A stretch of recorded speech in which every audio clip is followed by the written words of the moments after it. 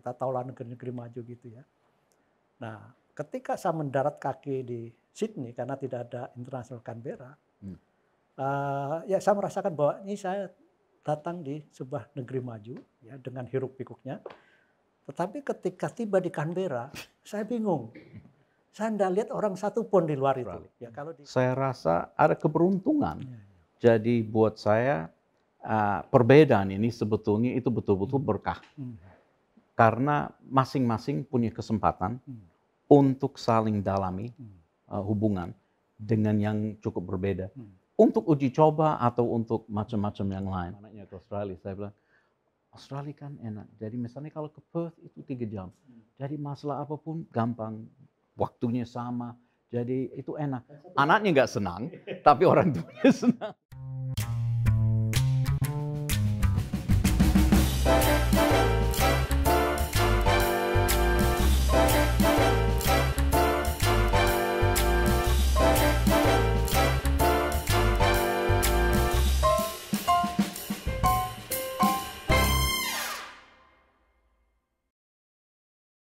Jadi saya rasa ya, pada umumnya mereka nggak terlalu membedakan. Cuma lihat kata Islam, apalagi selama puluhan tahun ini, it becomes a bit different. Ya, dan jangan lupa, the fastest growing religion in Australia adalah Islam. Yeah. Paling banyak cepat pertumbuhannya itu justru Islam. Yeah. Baik, terima kasih. Saya Agus Surono dari kuatbaca.com. Di awal tadi Pak Wahid menyampaikan bahwa sebenarnya hubungan Indonesia dengan Australia itu baik-baik saja. Yang mempersoalkan itu kan media Australia. Nah, yang saya tanyakan sebenarnya apakah media Australia itu representasi dari pemerintah Australia atau cerminan dari pemerintah Australia atau bukan? Kemudian yang kedua, sejak tahun 50-an itu sampai sekarang hubungan Indonesia dengan Australia itu fluktuatif, naik turun gitu. Kadang baik, kadang kurang baik. Nah, mungkin bisa disampaikan apa yang melatar belakangnya kurang baik dan kemudian menjadi baik. Apakah representasi PM dari partai tertentu itu juga mempengaruhi hubungan Indonesia dengan Australia. Nah, yang ketiga soal yang sampai dahulu sampai sekarang masih ada itu soal Irian Papua. Ini kan seringkali isu-isu HAM itu kan masih ada. Nah, sebenarnya mungkin untuk Pak Kevin gitu. Bagaimana sebenarnya Australia melihat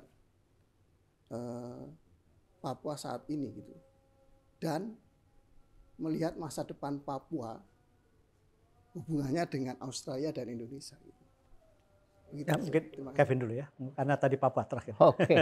Jadi isu Papua itu kan cukup menarik. Dan sebetulnya dalam banyak hal untuk isu dan alasan berbeda cenderung menjadi fokus dari sayap kiri dan sayap kanan di Australia. Nah, tapi bagi saya keduanya agak salah kaprah dalam perspektifnya. Dari sayap kanan ada perspektif, oh kasihan orang ini Papua ini ditindas oleh Melayu Muslim, ini kan kasihan orang Kristen. Padahal yang tidak mereka mengerti adalah Haji Muhammad Soeharto yang bahkan paling buka keran untuk proses kristenisasi di Papua sejak 50-an tahun yang lalu. So actually mayoritas penduduk di masyarakat di Papua itu kan Nasrani. Dan waktu mereka meninggalkan agama animisnya karena harus memilih salah satu agama yang dianggap resmi. Jadi sebetulnya dari segi sayap kanan salah kaprah. Dari segi sayap kiri, maksudnya oh kasihan ini orang Melanesia ini dibuli-buli oleh orang Melayu ini. Padahal yang tidak dimengerti adalah mayoritas orang Melanesia Indonesia tidak ada di Papua. Jadi Melanesia Indonesia tidak hanya di Papua, tapi banyak-banyak wilayah lain juga Melanesia. Jadi konsep mereka juga agak rasis kalau saya lihat. Kalau mereka semua teriak-teriak menjerit-jerit melawan apartheid di Afrika Selatan, tapi sekarang tiba-tiba merasa Indonesia harus dijadikan dipotong-potong. Jadi buat saya nggak pernah bisa setuju dengan perspektif itu. Kalau perspektif resmi negara tidak ada isu dari kedua belah pihak secara resmi, it's Indonesia. Nah, saya pikir dari Indonesia sendiri tata cara menghadapi kritik barangkali kalau saya boleh sedikit sentil perlu pengertian itu untuk mengerti bagaimana membalas. Kalau cuma teriak aborigin orang Australia sudah bilang lu sudah kalah debat sebelumnya kan. Kita debat ini tiba-tiba mau melempar ke situ. Jadi itu defensif agresif tidak menyelesaikan isu. Lebih banyak fokus dan saya pernah dengar ini dari sejak reformasi. Saya dengar beberapa pejabat yang bilang memang kami mengakui ada aspek HAM, tapi buat kami aspek HAM itu bagian dari program pembangunan bangsa. Jadi program pembangunan politik, pembangunan ekonomi, aspek HAM itu bagian dari situ. Bagaimana kita melembagakan dan menguatkan perlindungan terhadap HAM itu satu agenda yang merupakan bagian dari program pembangunan. Dan saya rasa itu kan sangat bijaksana dan tepat dengan apa yang disampaikan. Jadi yang sering terjadi LSM, organisasi keagamaan, macam-macam yang sering memompa-mompa. Dan jelas expatriate, pejuang anti-Indonesia kan itu kan masih ada di tengah masyarakat. Jadi sebenarnya harus mengerti jaringan-jaringan itu. Tetapi apakah itu mempengaruhi kebijakan negara? Sama sekali tidak. Memang cuma harus ditanggapin. Jadi saya rasa harus dilihat dalam konteks perspektif itu. Yang selalu diharapkan memang pembangunan di seluruh Indonesia bisa maju dari barat ke timur kan. Ini cuma bagian dari proses perluasan kesempatan pembangunan. Ya, saya tambahkan ya. Jadi memang kita ini harus membedain antara suara LSM, suara media. Media pun alirannya macam-macam gitu ya. Ada kanan, ada kiri, center left, center right, center macam-macam gitu. Jadi masing-masing punya aliran. Jadi tapi kalau pemerintah sendiri sebenarnya tuh hampir tidak ada masalah serius ya. Bahkan sebenarnya kalau kita lihat sejarah kemerdekaan kita, Australia kita pilih menjadi salah satu komisi 3 negara dengan tokohnya, saya lupa namanya tokoh. Critchley. Ya. Dia justru yang mewakili suara Indonesia. Kalau Belanda menunjuk di Belgia kan, Belgia kan? Belgia sebagai pihak Belanda. Mereka yang netral kalau nggak salah itu. Kemudian juga jangan lupa ketika terjadi agresi Belanda itu kan ya buruh-buruh di Australia ikut boykot gitu ya. Memang itu sebagian dari perjuangan mereka yang ya kita juga setelah belakangan juga ada masalah juga dengannya. Dan itu tuh dalam hubungan diplomasi itu wajar saja. Jadi itu yang harus kita bedakan posisi pemerintah dan posisi LSM, akademisi, individual dan individual kan ada yang kritis, ada yang cukup bagus ya. Nah tadi mengenai media itu tadi sebagian sudah saya sebutkan.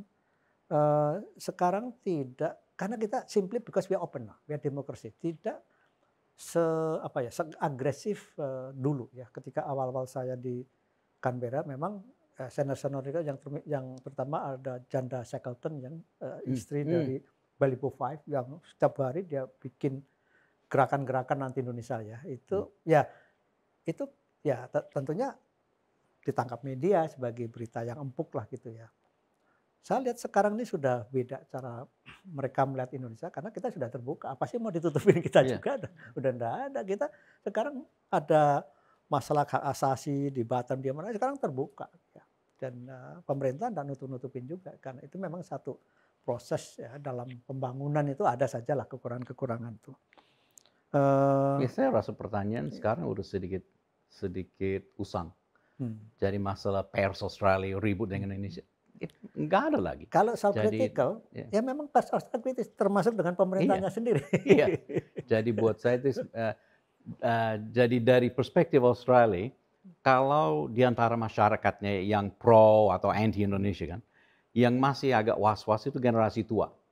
Nah itu generasi tua yang masih ingat Shirley Shackleton, yang masih ingat pemberedalan koran, yang masih ingat kediktatoran zaman dulu kan.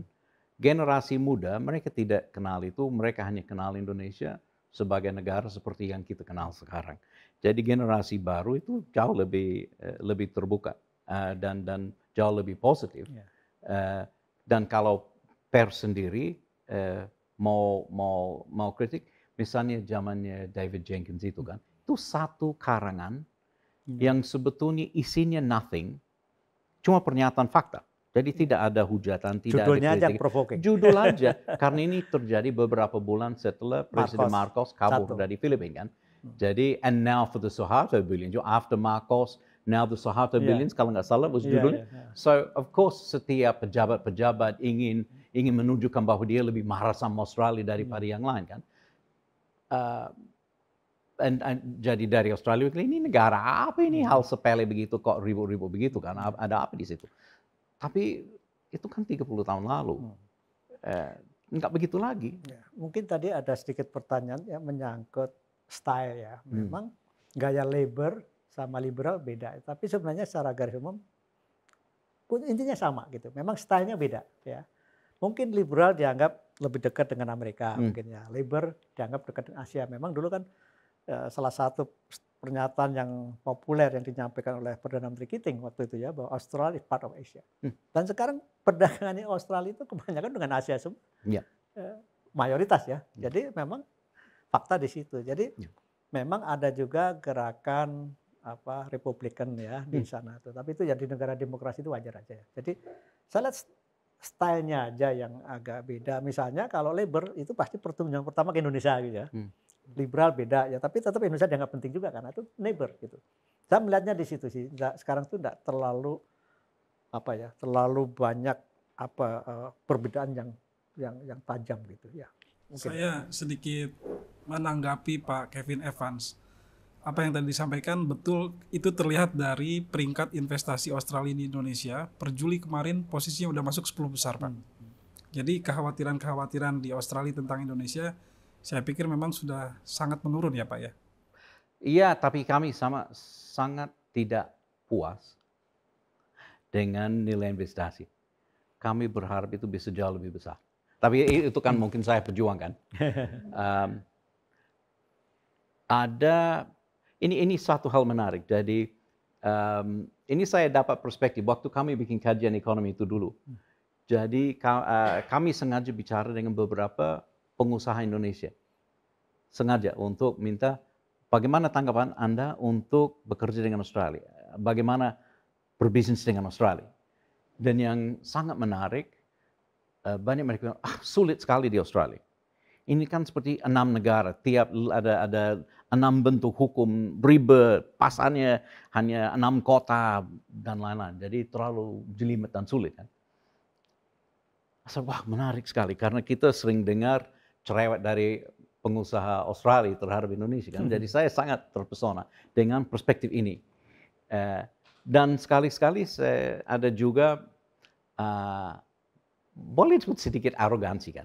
Jadi pengusaha Indonesia bilang, kami kan 270 juta, kali ini berapa? 25 kan? Tapi saya pikir itu ada kekeliruan fundamental. Dan ini alasannya. Waktu Jepang betul-betul mulai membangun hubungan ekonomi sangat bagus dengan Australia sejak 50-an. Penduduk Australia mungkin 10 juta, Jepang 100 juta. Mereka tidak melihat itu sebagai isu. Mereka melihat apa yang bisa mereka dapat dari Australia itu memungkinkan mereka menjajah dunia secara ekonomi. Mereka bisa menjadi juggernaut ekonomi yang sangat makmur. Terus Taiwan dan Korea. Waktu Korea mulai membujuk Australia mungkin 15 juta, dia sekitar 35-40.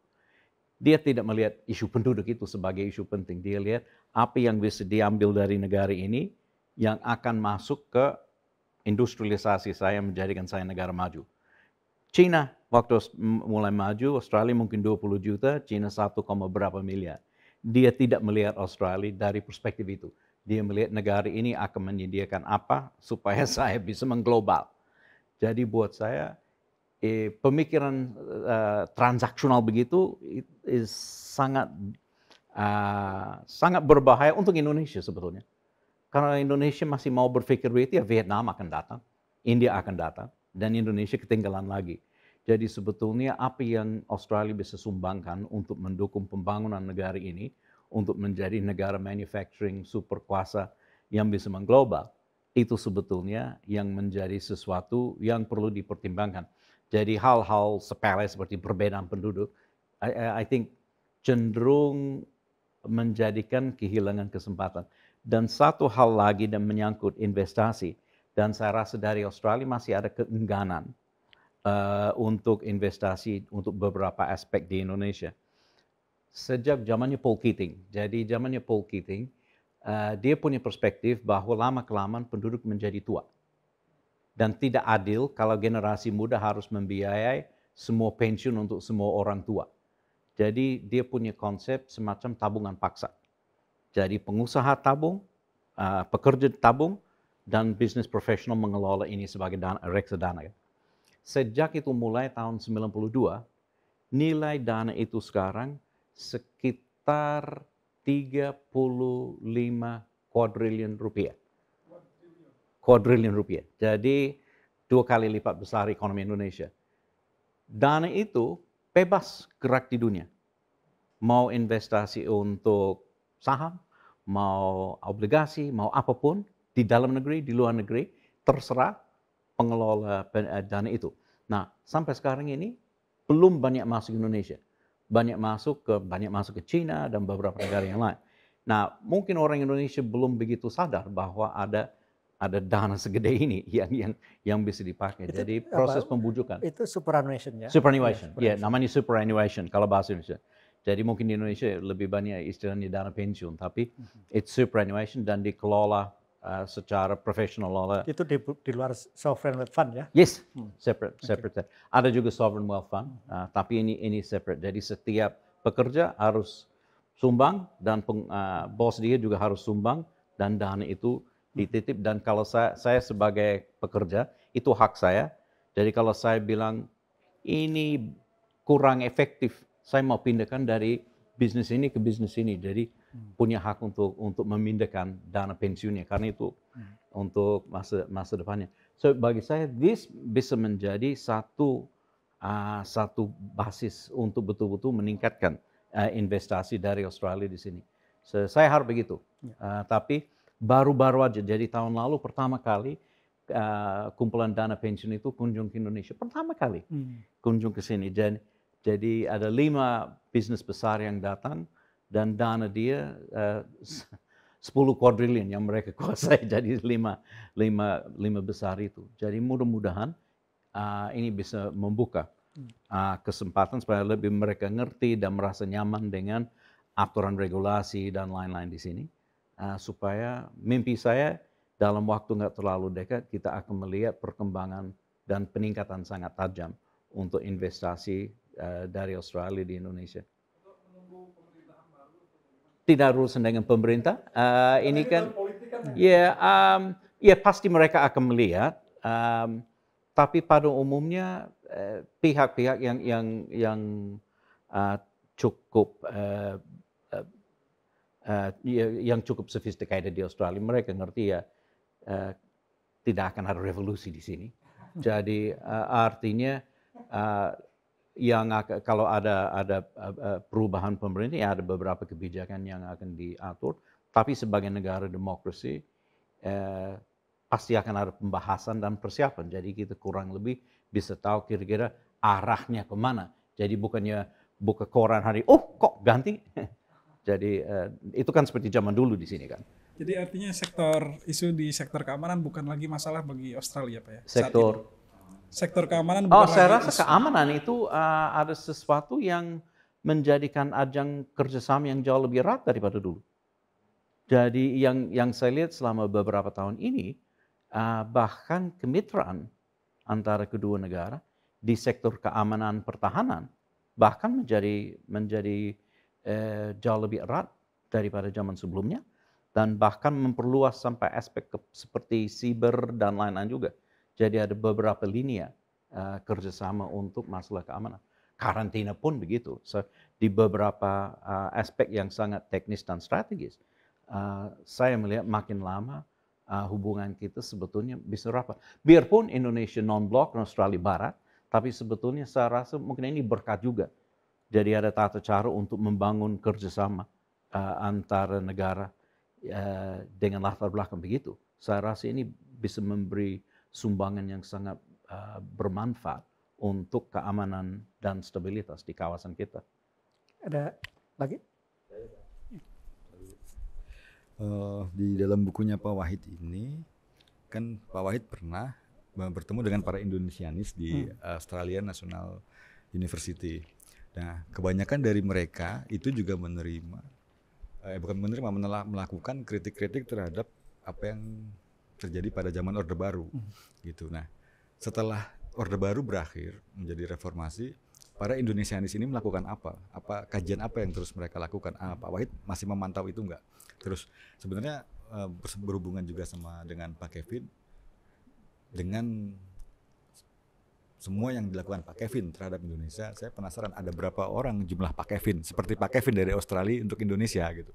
Apakah bisa nih dijadikan role model untuk kita membangun hubungan antara Australia dengan Indonesia, termasuk para Indonesianis dari Australia, cara memandangnya terhadap Indonesia, kemudian juga cara pandang dari orang Indonesia kepada Australia. Ada berapa banyak orang Indonesia yang Pak Kevin temui punya pandangan seperti Pak Kevin dari Indonesia? Dan berapa banyak juga seperti orang seperti Pak Kevin dari Australia yang untuk membangun hubungan dengan Indonesia? Kira-kira seperti itu. Nanti bisa disambung lagi. Terima kasih Pak Wahid. Terima kasih ya. Memang saya merasakan ada tingkat penurunan ya dari generasi muda yang specialized in Indonesia ya. Mungkin karena zamannya juga sudah beda ya. Zaman dulu memang pemerintahan Orde Baru ya, memang itu pengkritiknya banyak sekali di negeri Barat karena dianggap tidak demokratis ya, melanggar HAM gitu. Itu udah menimbulkan satu interest sendiri gitu. Nah, kita punya Indonesianis yang luar biasa sebenarnya dari Australia, yang kebanyakan mereka juga pernah ikut kayak pertukaran pelajar dulu ya, dan mereka mulai muncul lah ya mengenai kecintaannya pada Indonesia. Tapi saya melihat bahwa ya seorang akademis itu memang harus kritis, kalau tidak kritis bukan akademis. Jadi saya melihat masih batas-batas wajar lah, dan dalam beberapa hal memang benar juga analisanya. Cuman zaman dulu kan kalau ada yang tidak sesuai pemerintah dianggap anti Indonesia. Nah, justru pendekatan saya berbeda. Dulu tuh ada yang sangat fenomenal, bahkan pernah dicekal, adalah Profesor Herbert Field. Ya, pernah dicekal. Padahal saya kenal pribadi, ini orang ini luar biasa. Dan pengetahuan, dia pernah ngajar di UGM lama ya. Itu sangat dalam sekali. Dan dia pecinta Indonesia. Ada Profesor Jamie Mackey ya, Harold Crouch. Ini orang hebat. Terakhir Hal-Hill tapi lebih pada ekonomi. Ya. Kemudian seperti satu lagi yang ekonom, lupa. Oh iya, yang dulu dari Adelaide. Iya. Istrinya orang Jawa. Iya, istrinya dari Jawa sama Kevin. Chris Manning. Ya. Mereka orang-orang hebat. Bahkan dulu setiap tahun mengadakan namanya Indonesia Update. Saya data apakah masih ada? Masih ada ya. Itu betul-betul satu event yang ditunggu-tunggu tuh, karena dia juga mengundang ahli-ahli dari Indonesia juga, termasuk yang independen dari LSM kadang diundang juga. Memang sekarang pamornya kalau menurut saya ya mungkin agak kurang. Mungkin anak-anak muda juga udah less interested ya, karena apa sih yang mau sekarang sudah terbuka justru itu. Ya, tapi saya percaya adalah ya, jangan diabaikan bahwa orang Australia itu kalau dia punya interest dia akan mendalam gitu. Bahkan organisasi yang lama kayak Australia Indonesia Association ya, ada cerita menarik mengenai anggota AIA itu. Ada teman, saya masih ingat namanya Mitchell ya. Dia itu keliling Indonesia. Itu zaman itu kan belum ada internet macam-macam, belum ada Google ya. Dan dia itu semua dibukukan, termasuk tiket ya, naik bus misalnya dari Lombok ya ke mana gitu ya. Itu dia betul-betul menikmati angkot. Jadi ketika saya ada pertanyaan dari orang Australia mengenai Lombok, gimana naik angkot di sana, saya tanya sama orang Australia yang lain. Gitu. Saya baru saja orang Australia itu. Jadi ada satu event yang awal-awal saya di Canberra itu yang saya kaget. Ketika itu saya dengan anak saya yang kecil ke pasar Fish Week. Ya. Fish Week Market Oh iya, ya. Fish Week, Itu iya. kalau hari Minggu itu kan obral, $1 karena Senin harus tutup ya. Nah, anak saya baru pertama kali keluar lihat orang banyak di pasar, rewel. Nah, ada satu orang ya bule lah pasti ya, orang Australia itu memperhatikan saya, agak mengganggu saya gitu. Ini orang ini kok ada apa yang aneh dari saya, jangan-jangan baju saya kelihatan kampungan atau apa gitu ya. Nah, kebetulan saya ngomong sama istri saya pakai bahasa Jawa, dia langsung mendekat. Dia bilang, "Kulo nggih tiyang Jawi," dia bilang gitu. Jadi ternyata dulu bapaknya orang Belanda di perkebunan dia ikut, dan dia saya masih mempertahankan kecintanya pada Indonesia. Bahkan di Australia di Canberra itu ada beberapa yang keturunan Jawa yang setiap minggu dia masak 4 kali Indonesia, 3 kali lokal. Di Melbourne ada asosiasi namanya Tempo Dulu, pakai Due gitu ya. Dan itu tiap tahun mengadakan fundraising. Dia ada organisasinya Foster Parent Indonesia, bukan FPI ini ya, tapi Foster Parent Indonesia. Dan semua hasil itu disumbangkan langsung, mereka sambil berkunjung ke panti-panti asuhan disumbangkan langsung.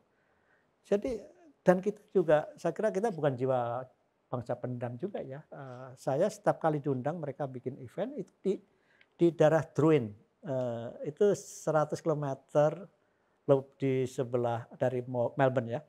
Itu mereka banyak kan petani-petani sukses di situ. Jadi setiap tahun ada namanya pasar malam. Ya walaupun siang hari, kadang-kadang siang hari tapi di pasar malam ya. Saya sumbang tarian, gamelan kadang-kadang itu tengah kebun tuh. Dan mereka orang-orang yang memang apa ya kecintanya pada Indonesia itu luar biasa ya. Tapi memang ini memang generasi lama. Sekarang kan Australia sudah dari segi nasional itu 120-an kira-kira ya. Jadi mereka sudah menyatu Australian gitu ya. Nah, saya merasa ada masa-masa kemasan waktu saya di Victoria, di Melbourne. Ketika wali kotanya namanya John Shaw. Dan he is one of the most popular mayor in the world, salah satunya itu. Dan saya dapat bantuan banyak sekali tentang festival Indonesia di ini. Kemudian premiernya namanya Steve Bragg, itu keturunan Lebanon ya.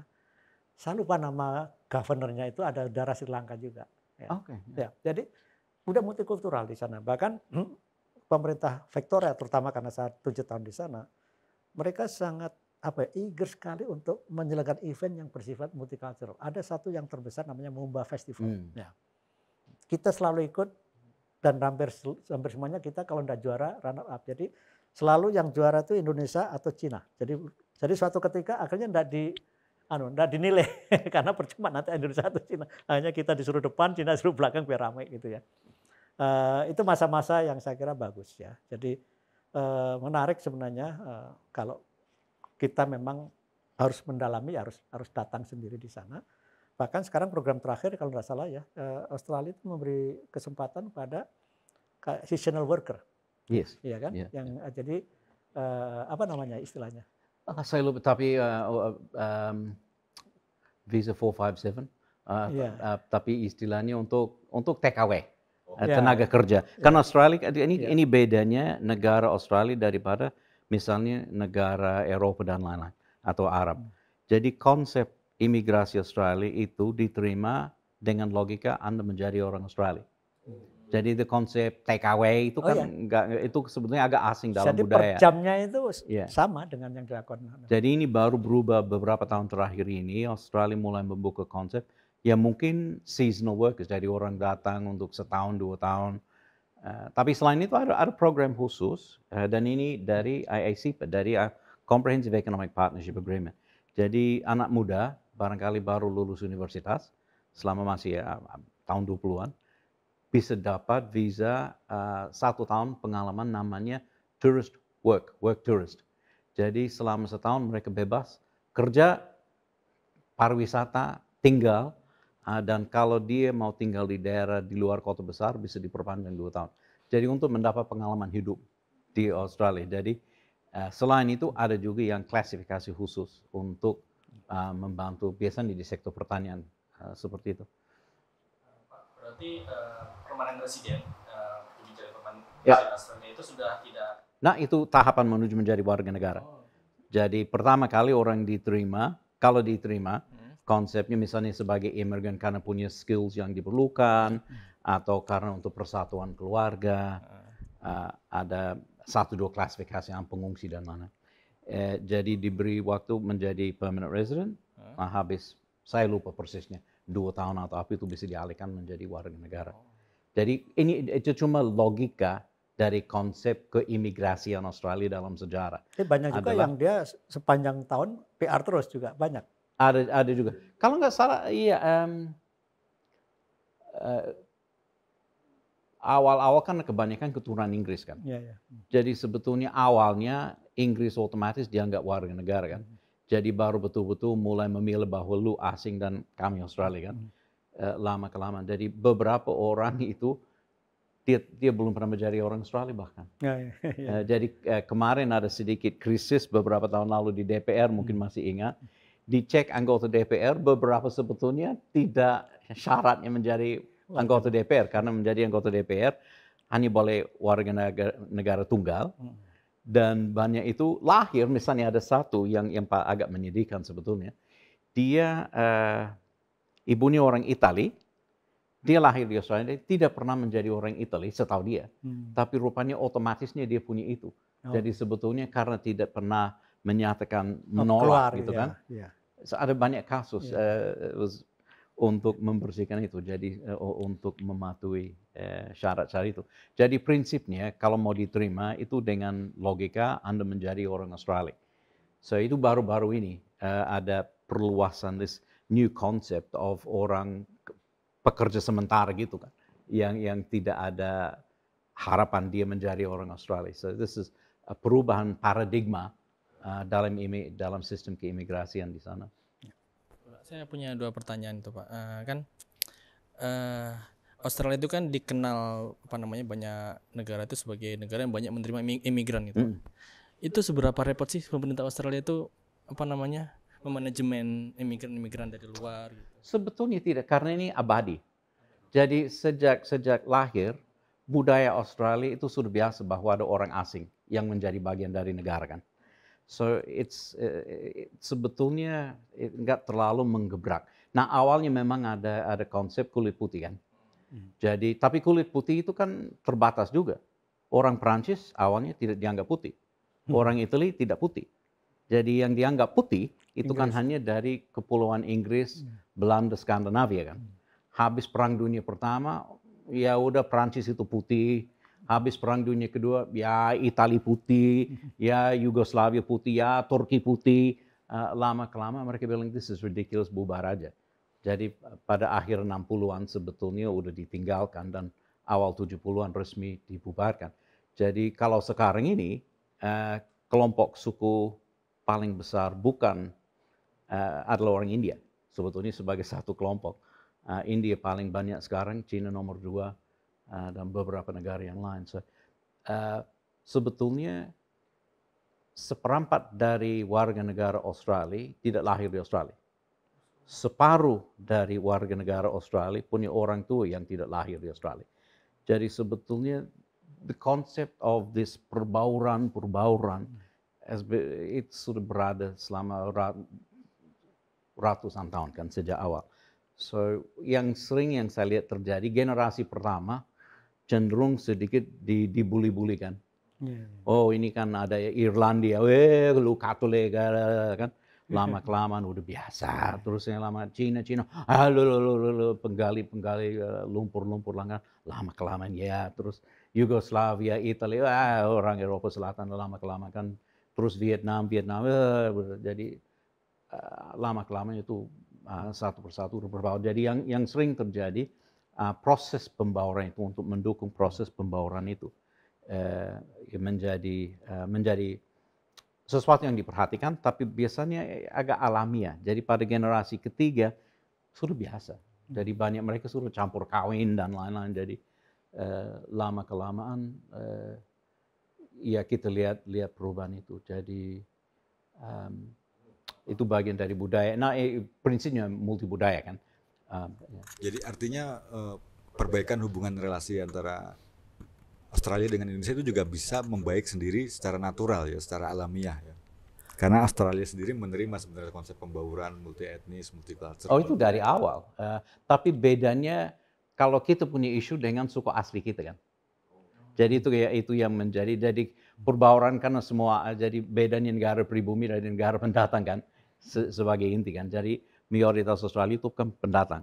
Jadi challenge kita yang masih belum selesai sampai hari ini adalah bagaimana kita betul-betul bisa menyatukan masyarakat asli yang di situ. Sekitar 3% dari penduduk kan. Jadi bagaimana mereka bisa mendapat posisi yang setimpal dengan peran mereka dalam sejarah. So, kebetulan kita lagi dalam proses referendum sekarang ini. Jadi tadi Pak Wahid menyebut ada referendum tahun 67 yang sebetulnya menyatakan bahwa orang Aborigin harus dihitung sebagai bagian dari sensus nasional. Tapi secara prinsip itu dianggap sebagai pernyataan bahwa hak posisi sebagai warga negara harus disetarakan. Dan setelah itu 2 tahun kemudian ada seorang senator dari negara bagian saya yang orang Aborigin pertama kali dipilih di Senat dan lain. Jadi ada proses. Jadi sekarang kita mau melihat bagaimana bisa membantu atau memberi kapasitas karena mereka masih paling terbelakang dari segi ekonomi dan lain-lain. So kebijakan apapun yang dipakai kok belum berhasil sih. Jadi this referendum is a diskusi. Kira-kira apakah ini tata cara untuk memajukan posisi mereka supaya kebijakan yang diharapkan bisa membantu mereka maju seperti semua warga lain bisa sukses. Jadi sebetulnya pertaruhan sekarang ini ada tentang itu ya. Kalau dari komposisi jumlah penduduknya Aborigin sendiri persentasenya 3%. berapa? 3%, sangat sedikit ya berarti. Ya. Tapi mayoritas itu campur darah. Jadi mayoritas mereka sebetulnya campur darah. Oh, campur. Ya. Pertumbuhan populasinya juga sangat rendah. Dari mereka yang 3%. Mungkin sedikit lebih besar daripada pertumbuhan secara keseluruhan. Jadi kebetulan pertumbuhan penduduk Australia sekarang lebih tinggi dari Indonesia. Gara-gara imigrasi kan. Ya, imigrasi. Jadi mungkin 1000 tahun lagi Australia lebih besar dari Indonesia. Tapi ya dari perspektif masyarakat Aborigin ya sekitar 3%. Sekarang 5% anggota DPR Senat dari orang Aborigin. Jadi sebetulnya perwakilan sudah lebih, kebetulan pertama kali dalam sejarah pemilu kemarin lebih dari persentase penduduk. Oke, saya kira kita sudah di ujung akhir dari acara ini. Para pemirsa Diplomatic Club, baru saja kita menyelesaikan dialog hubungan Indonesia-Australia secara informal ya. Tapi sangat menarik bahwa kedua negara sekarang sudah mulai menyadari ya bahwa whatever we are, we should be good neighbors, saya kira gitu. Dan kita juga mengalami pergeseran generasi ya yang katakan dulu ya media zaman ya memang masa-masa sulit ya. Pengaruh dari Balibo Five ya, Panas Satrita di kafe Moskow ada Melbourne, maaf ya. Ada Remember Balibo Five itu kafenya. Tapi sekarang saya kira sudah generasi muda beda dalam melihat ke depan, simple karena kita juga punya demokrasi ya. Dan ini bagi pemirsa juga saya harapkan menjadi satu masukan, ada hal yang baru mengenai keterbukaan Australia dalam hal kayak seasonal worker gitu yang dulu tuh tidak bisa ya. Dulu diem-diem dilakukan ya, tapi itu not legal ya. Sekarang legal. Memberi kesempatan pada kalau ada pemirsa dari generasi muda, ada satu kesempatan yang bagus sekali ya. Dan mudah-mudahan apa yang ya kita diskusikan ini menjadi ya, tambahan wawasan bagi kita semua. Terima kasih. Wassalamualaikum warahmatullahi wabarakatuh.